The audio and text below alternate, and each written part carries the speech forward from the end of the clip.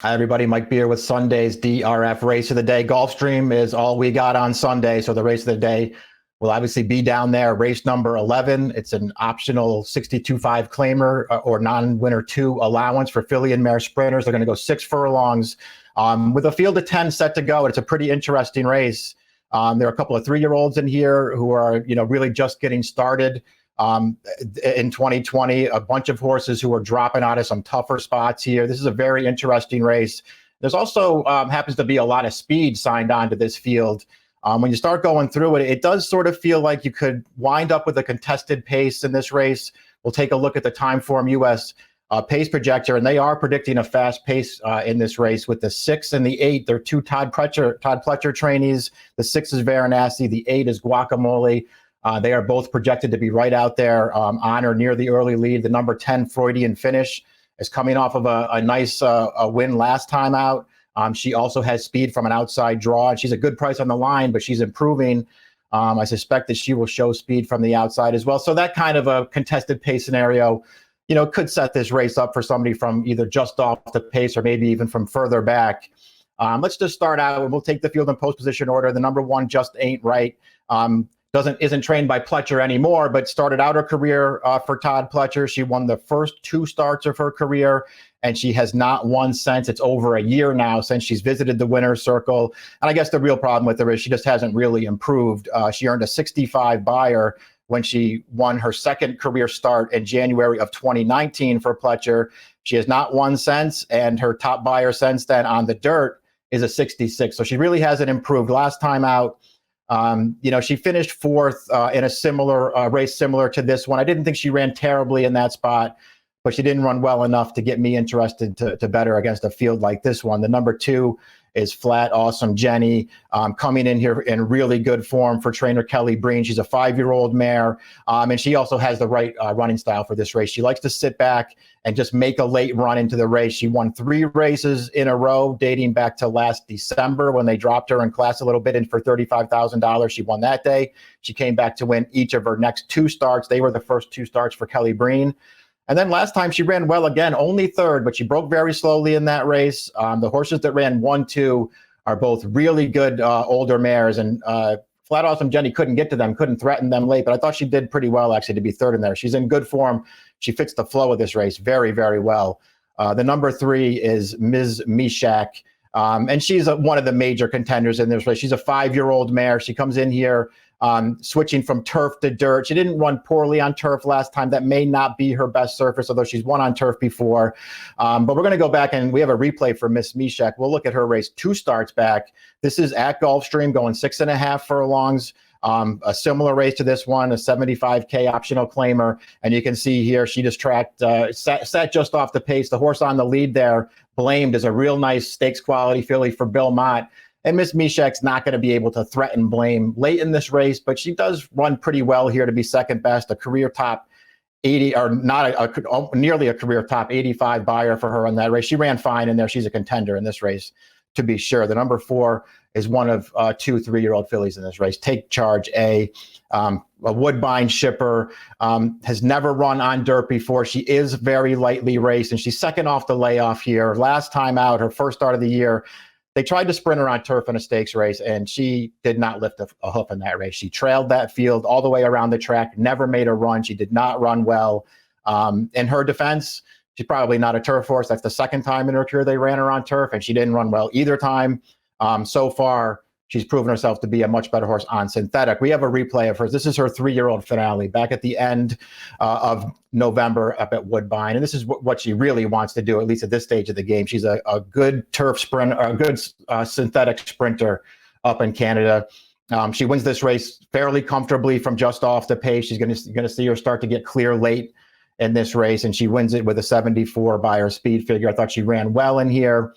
I do think she'll run better too, second off the layoff here. The question is, do you think she's a dirt horse? And so far, she really hasn't shown any signs that she is. If she can handle the dirt, maybe she's a contender in here. It is worth pointing out that she is a horse who likes to be forward in her races. So the projected pace of this race doesn't necessarily help her. Number 5 is Gray Owl for Larry Ravelli. She's a 5-time winner. They've been concentrating on turf and synthetic with her, but she's run well on the main track as well. She's won twice on dirt in her career, including a race 2 starts back at Tampa, where she got the right kind of trip, sort of up the inside with the pace. But I like the way that she made an aggressive move on the turn to take that race over, and she went clear easily in the stretch. She was much the best in that race. Her last start was also at Tampa, going 7. And she was no match in that race, but that was a much better field than this one. The winner, JP's Delight, is 4 for 5 in her career, her only loss in the inside information. She ran a 94 buyer, winning that race at Tampa last time. And the horse who was second to her Point of Honor is a graded stakes quality mare, filly, who was off the layoff in that race. Gray Owl was no match for those 2 horses, but those are 2 much better horses as well. This is a better spot for Gray Owl. The 6 is one of the 2 Pletcher runners, Varanasi. I like this filly. I think she's actually been in pretty good form, or was the last time we saw her anyway. She switched to Pletcher's barn last May.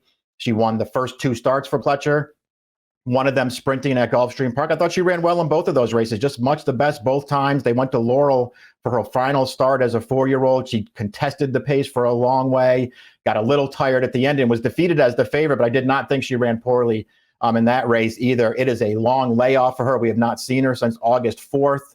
But Pletcher's very, very good off of layoffs. This filly has won off of a layoff before. Her first start for Pletcher came off of a long layoff. She won that day. She has speed, and she may wind up on a contested pace in here, and that might not be good for her as she makes her first start back and first start in a long time. But I like this mare. She seems like she has some talent. She's still lightly raced. I'm going to use her somewhere. I just wouldn't take too short a price on her in the win end. Number 7. The other 3-year-old in the race, Naked Avenger, she's a New York bred, won the first 2 starts of her career, including the Joseph A. Gimma. She ran well in that race. It looked like on the turn she was going nowhere, sort of started dropping back, but she re-rallied in the stretch. I liked the way that she came with a late run to close that field down. I thought she ran well that day. We haven't seen her since October, when she was only second best in the Maid of the Mist, going a mile. Was really no threat in that race as the favorite, but the horse that won at critical value is pretty good. Naked Avenger could certainly improve as a 3-year-old. She shows up with a bullet work on April 5th over at Gulfstream West, so it seems like she's in good form for the underrated Tim Hills barn. I don't love her in this race, but I can see her taking a step forward and being a factor in here, and she is another horse who fits the pace dynamic really well in here. She doesn't have a lot of speed. She'll be trying to run from off the pace in here, and that could help her chances. The 8 is Guacamole, the other Pletcher horse. She's 2 for 11 lifetime. One of those wins came on her career debut all the way back in the summer of 2018, where she was placed first via disqualification. Other than that, she's really struggled. She shows 1 win in her career outside of that debut run where she was placed first. That came off the layoff last February, where she started to edge away late at Aqueduct to win with a 71 buyer. Her most recent start at Gulfstream, we'll take a look at that right now. This is going a mile.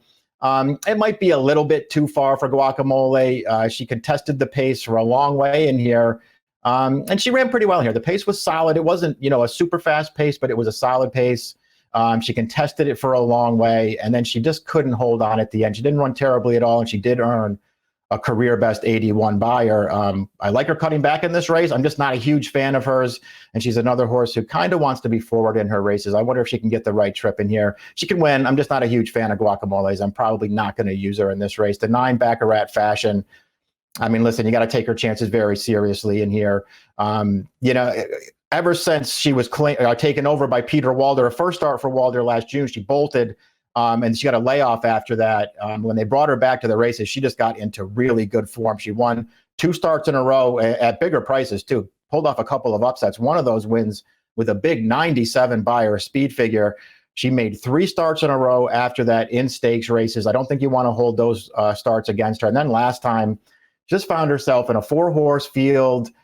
She did not go aggressively early in that race, and then she really couldn't get to the 1-2 finishes in there. But it's just one of those races where, a short field, nobody did any passing at all in the race, and she was a no-threat third. I can see giving her a pass for that one. The 3 starts before that were all in stakes races, and then the 2 starts prior to that were both pretty impressive wins. If she can get back to races like that, this will be a first start off the claim for Mike Maker. But if you can just keep her in form, and get her to show up here and run her good race, she's a contender in here, and she's another horse who does not need the lead to be effective. I don't see any way that you could really just totally dismiss her, whether you want to bet her to win or not. The 10 is Freudian finish for Brendan Walsh, and she's in good form. Broke her maiden all the way back in last May. That was a race that was rained off the turf at Churchill. She wired that field very easily.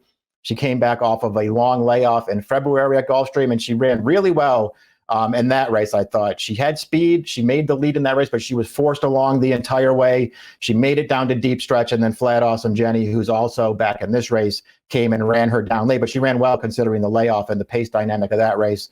We'll have a replay. We'll take a look at her most recent start. This is back on March 15th at Gulfstream, going 6.5. Listen, she showed speed in this race. She got right to the lead. She was in charge of this pace the entire way. You can see her holding on to the lead down on the rail there. The horse that's trying to drive her down late in the stretch here is a 4-5 favorite. And Freudian Finish is just going to dig in here and turn this horse away. A pretty nice performance with a 76 Beyer speed figure. She wants to be on the lead, at least at this stage of the game. She looks like more of a speed type horse, but she's drawn outside the other speeds, and feels like she's just improving with every start right now. This is her third start off the layoff. It's a tougher field for her, to be sure. I think this is a pretty tough spot for her, but I like that she's drawn outside. I do think she has some talent. We'll see if she can pull the right trip in this race. This is, sort of a wide open race, in my opinion. I thought there were a lot of different ways to go. But ultimately, we'll put the picks up right now. I'm going to take the closer, Flat Awesome Jenny, and I put her on top. I went 2, 6, 9, and 5 in here. I like Flat Awesome Jenny's recent form. I just think each one of her last 4 starts have been. I think she's run well in all of those, and I think she even ran well last time, but only third. That was a really good field she was in, I thought. And she didn't have any fair chance to win that race. I think this race is going to set up a lot better for Flat Awesome Jenny. I put her on top. 2, 6, 9, and 5 for me in the Sunday race of the day. It's Gulfstream's 11th, and the approximate post time is 5:01 Eastern. Good luck.